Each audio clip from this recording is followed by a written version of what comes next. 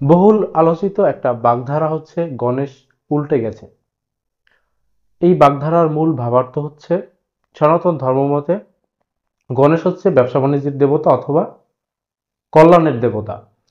সুতরাং যখনই কোনো অকল্যাণ হয় তখন তারা এটা বলে থাকে যে গণেশ উল্টে গেছে, অর্থাৎ অকল্যাণকর কিছু ঘটেছে। শেখ হাসিনার ক্ষেত্রেও এই গণেশ উল্টে গেছে।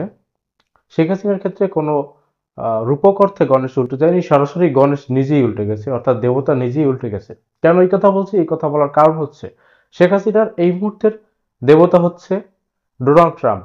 আওয়ামী লীগের ভাষ্য অনুযায়ী আফসোস লীগ, তারপরে আমরা আরো যে ট্যাগগুলো দিয়েছি তাণ্ডব লীগ, গুজব লীগ, এদের ভাষ্য অনুযায়ী ডোনাল্ড ট্রাম্প হচ্ছে তাদের দেবতা।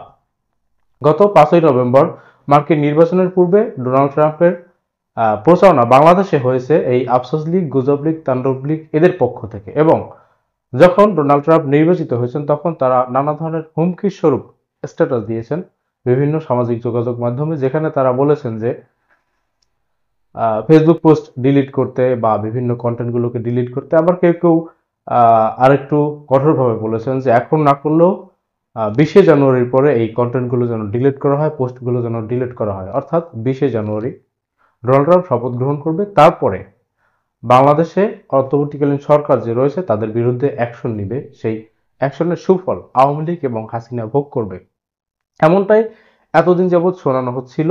এবং এখানে একটা যুক্তিযুক্ত অধ্যায় হচ্ছে ডোনাল্ড ট্রাম্পের সাথে নরেন্দ্র মোদীর খুব ভালো সম্পর্ক রয়েছে। নরেন্দ্র মোদী ডোনাল্ড ট্রাম্পকে কনভিন্স করে তারপরে শেখ হাসিনাকে তার পূর্ণ ক্ষমতায় ফিরিয়ে দেবে, এমন কিছু একটা আলাপ হচ্ছিল দীর্ঘদিন যাবৎ। বাস্তবে তার উল্টোটা হয়েছে। আগামী 5 এবং 6 ফেব্রুয়ারি ন্যাশনাল প্রেয়ার ব্রেকফাস্ট, এটা মার্কিন মুলুকে অত্যন্ত গুরুত্বপূর্ণ একটা চ্যাপ্টার। প্রতি বছর ফেব্রুয়ারির প্রথম বৃহস্পতিবারে এই ন্যাশনাল প্রেয়ার ব্রেকফাস্ট অনুষ্ঠিত হয়। এখানে মূল বিষয়টা হচ্ছে সুধীজন রাজনৈতিক ব্যক্তিবর্গ এবং সামাজিক প্রভাবশালী ব্যক্তিবর্গ একসাথে একটা প্রাতরাশের অনুষ্ঠান করেন, যেখানে প্রাতরাশের পাশাপাশি প্রার্থনাও করা হয়। সেই অনুষ্ঠানে এবছরের মতো বাংলাদেশ থেকে দাওয়াত পেয়েছেন জাতীয়তাবাদী দল বিএনপির ভারপ্রাপ্ত চেয়ারম্যান তারেক রহমান এবং বিএনপির মহাসচিব ফখরুল ইসলাম আলমগীর, সেই সাথে স্থায়ী কমিটির সদস্য জনাব আমির খসরু মাহমুদ চৌধুরী। এই নিমন্ত্রণ সম্পর্কে প্রায় প্রত্যেকটা গণমাধ্যম ইন ডিটেইলে প্রতিবেদন প্রকাশ করেছে। আমি একটা প্রতিবেদন পড়ছি, তারপরে বাকি আলোচনায় আসব। যুক্তরাষ্ট্রের ওয়াশিংটন ডিসিতে অনুষ্ঠিত হতে যাওয়া ন্যাশনাল প্রেয়ার ব্রেকফাস্ট অনুষ্ঠানে যোগ দেওয়ার জন্য আমন্ত্রণ পেয়েছেন বিএনপির ভারপ্রাপ্ত চেয়ারম্যান তারেক রহমান, দলটির মহাসচিব মির্জা ফখরুল ইসলাম আলমগীর, স্থায়ী কমিটির সদস্য আমির খসরু মাহমুদ চৌধুরী। যুক্তরাষ্ট্রের নবনির্বাচিত প্রেসিডেন্ট ডোনাল্ড ট্রাম্প এই আমন্ত্রণ জানান। সরাসরি ট্রাম্পের পক্ষ থেকে এই আমন্ত্রণটি জানানো হয়েছে। এই তথ্য নিশ্চিত করেছে বিএনপির চেয়ারপারসনের প্রেস উইং সদস্য সাইরুল কবির খান। জানা গেছে আগামী 5-6 ফেব্রুয়ারি এটি অনুষ্ঠিত হবে। মার্কিন কংগ্রেসের নেতৃত্বে জাতীয় প্রার্থনা প্রাতরাশ বা ন্যাশনাল প্রেয়ার ব্রেকফাস্ট অনুষ্ঠিত হয়।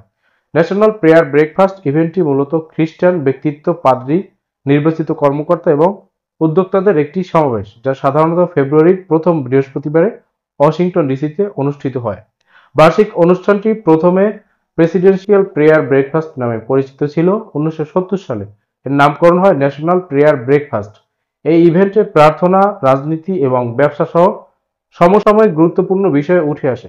তাই এতে যোগদান মার্কিন প্রেসিডেন্টের জন্য একটি প্রধান বিষয় হয়ে উঠেছে। প্রথমবারের মতো 1953 সালে দেশটির প্রেসিডেন্ট ডোয়াইট ডি আইজেনহাওয়ার এই অনুষ্ঠানে যোগ দেন। পরবর্তীতে উত্তরসূরিরাও তার পদাঙ্ক অনুসরণ করেন। রাজনীতিতে সম্পর্কের মূল মেলবন্ধনটা হয়ে থাকে ক্ষমতার সাথে ক্ষমতার। শেখ হাসিনা ক্ষমতায় থাকাকালীন সময় তার মতো একজন জঘন্য, একজন নিকৃষ্ট স্বৈরাচারকেও সারা পৃথিবীর ক্ষমতাধর ব্যক্তিরা সমর্থন দিয়েছে, সারা পৃথিবীর ক্ষমতাধর ব্যক্তিরা তার পাশে রয়েছে। শেখ হাসিনা 2018 সালে রাতের ভোটে নির্বাচনে যখন নির্বাচিত হয়, সেই রাতের ভোটে নির্বাচনের পরে সেই রাতেই চীনের রাষ্ট্রদূত তখন তাকে একটা সোনার নৌকা উপহার দিয়ে তাকে সংবর্ধনা জানিয়েছিলেন। রাশিয়াকে দেখেছি বারংবার শেখ হাসিনার পাশে ছিল, অথচ এই শেখ হাসিনার পতনের পরে চীন এবং রাশিয়া অন্তর্বর্তীকালীন সরকারের সাথে কাজ করার জন্য মুখিয়ে রয়েছে। এটাই হচ্ছে রাজনীতি, এটাই হচ্ছে পররাষ্ট্রনীতি। শেখ হাসিনা যখন ক্ষমতায় ছিলেন তখন ডোনাল্ড ট্রাম্পের ক্ষমতায় থাকাকালীন সময় একটা ভালো যোগাযোগ ছিল। জো বাইডেন যখন শেখ হাসিনার সরকারের উপরে চাপ প্রয়োগ করলো, বা জো বাইডেনের সরকার যখন শেখ হাসিনা সরকারের উপরে চাপ প্রয়োগ করলো, তখন তারা ভেবে নিয়েছিল যে ডোনাল্ড ট্রাম্প যদি পরবর্তী নির্বাচনে ক্ষমতা আসে, তাহলে ডোনাল্ড ট্রাম্প এই জায়গাটাকে মেক ওভার করবেন। ডোনাল্ড ট্রাম্পের সাথে আর কোনো ধরনের ঝামেলা হবে না, বিশেষ করে যেহেতু নরেন্দ্র মোদীর সাথে সম্পর্ক রয়েছে, নরেন্দ্র মোদী এটাকে কনভিন্স করতে পারবেন। এটা দীর্ঘদিন যাবৎ, এই শেখ হাসিনার পতনের পরে শুধু নয়, শেখ হাসিনার পতনের আগেও বারংবার এই মার্কিন নির্বাচনের দিকে ইঙ্গিত করা হয়েছিল যে এই নির্বাচনটা কোনোভাবে পার হতে পারলে তারপরে শেখ হাসিনাকে আর ঠেকায় কে।